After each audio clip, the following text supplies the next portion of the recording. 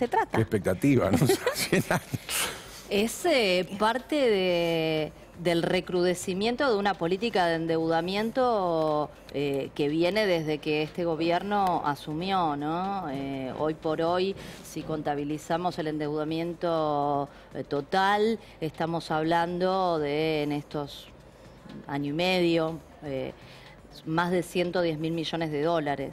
¿no? de deuda total, de lo cual el 60%, para hacer números redondos, es deuda nominada en moneda extranjera, y ahí hay un cambio muy importante con respecto a los niveles de endeudamiento y a las características del endeudamiento que podía haber en la Argentina hasta antes de que este gobierno asumiese, porque justamente el endeudamiento en dólares se había reducido notablemente, y ese bajo nivel de endeudamiento que heredó el gobierno de Cambiemos le ha permitido salir desenfrenadamente a tomar deuda en los mercados internacionales fundamentalmente.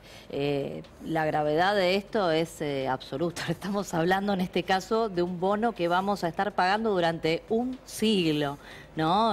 Parece uno de esos bonos de los modelos que estudiamos los economistas que se llaman perpetuos, porque es prácticamente un bono a perpetuidad. Estamos hablando de 3 generaciones en el mejor de los casos, ¿no? Porque el fenómeno que además venimos viviendo en este último año y medio, como sucedía en la década del 80, del 90, es que además todo el tiempo se toma nueva deuda para repagar la deuda vieja, con lo cual vos estás reendeudándote permanentemente, y es un circuito es como el que toma nunca se el crédito interrumpe. personal y después saca otro crédito personal para pagar el crédito anterior, y después tiene deuda con la tarjeta, claro, y saca un solo gran crédito para pagar. Es una bola de nieve, ¿no? Porque los niveles de endeudamiento son cada vez más altos, y es doblemente grave porque además estamos hablando de una economía en recesión, en el mejor de los casos de una situación de estancamiento, que por lo tanto no genera las condiciones de repago de esa deuda. A ver, uno presupone que cuando una nación se endeuda en dólares, coloca esos dólares, utiliza esos dólares de la deuda que está tomando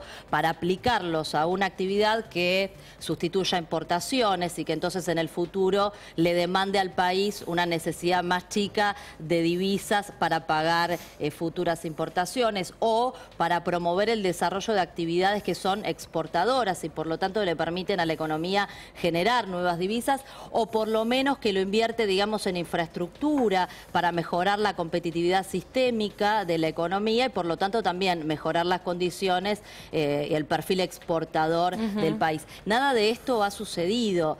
Más del 40% de la deuda que se ha tomado ha servido para financiar la estricta fuga de capitales, tanto los dólares que se compran en concepto, digamos, de ahorro, ya sea para mantenerlos dentro de la economía nacional o para girarlos al exterior, la remisión de utilidades de las empresas extranjeras que operan en la economía doméstica, y le podríamos sumar a este combo el pago justamente de intereses de esa deuda, que en la medida que crece, obviamente crecen también los intereses que el Estado tiene que pagar. Para que tengamos una idea, en los primeros 11 meses de 2016, dejo afuera el mes de diciembre porque en diciembre de 2015 creció muchísimo la fuga de capitales por el efecto del cambio de gobierno, y en diciembre de 2016 hubo un desarme de carteras por el efecto del blanqueo, es decir que los primeros 11 meses son los que dan la medida de la tendencia, digamos.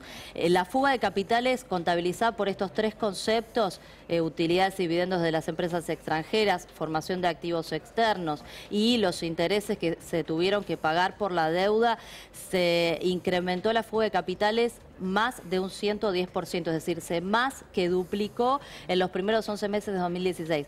En los primeros 4 meses de este año, la fuga de capitales contabilizaba 8.000 millones de dólares. Durante 2016 estamos hablando de algo así como 26.000 millones de dólares, es decir, 34.000 millones de dólares que nos endeudamos todos los argentinos, no solo nosotros, nuestros hijos, nuestros nietos, nuestros bisnietos, para financiar la fuga de divisas de un sector muy pequeño, es decir, estamos pagando un costo altísimo, los 40 millones de argentinos, por unas operaciones que realiza una pequeñísima porción de la sociedad. De acuerdo con los datos del Banco Central, en el mes de mayo, menos del 2% de la población, bastante menos porque ahí están contabilizadas también las empresas, las personas jurídicas, menos del 1,7% de la población compró dólares.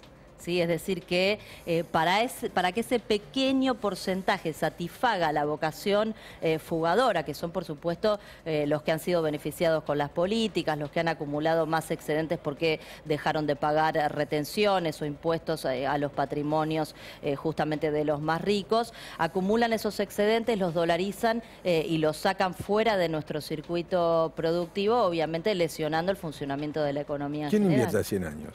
¿Cómo? ¿Quién invierte a 100 años?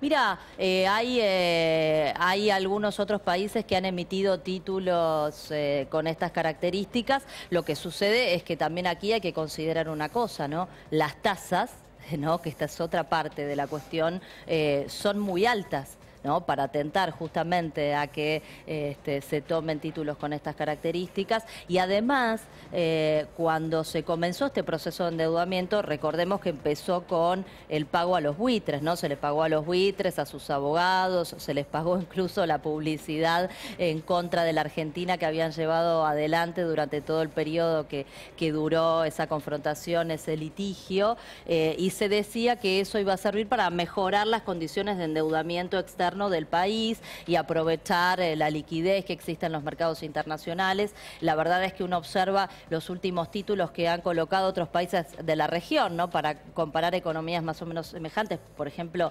Brasil ha colocado títulos al 4,5%, bueno, Bolivia mucho menos.